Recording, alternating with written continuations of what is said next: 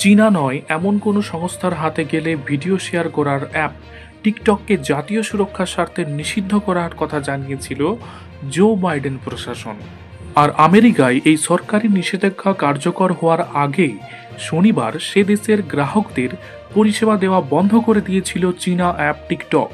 কিন্তু ভাবী president Donald ট্রাম্পের আশ্বাসের পর টিকটক জানিয়েছে তারা ফের আমেরিকায় পরিষেবা চালু করছে।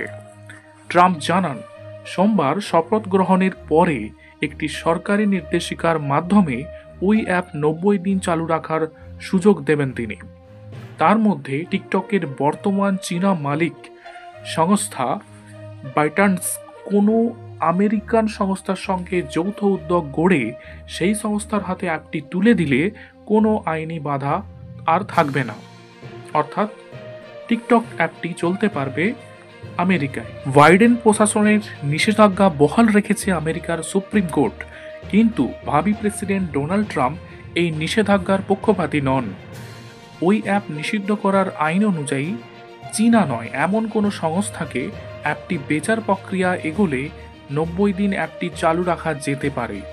সেই সুযোগই টিকটককে দিতে চাইছেন ডোনাল্ড ট্রাম্প। এরই মধ্যে ট্রাম্পের সমর্থক ও সমাজ মাধ্যম এক্সের নিয়ন্ত্রক ইলন মাস্ক জানান তিনি টিকটককে নিষেধাজ্ঞার বিরোধী, অর্থাৎ আমেরিকায় নিষিদ্ধ হয়েও আবার ফিরে আসছে টিকটক।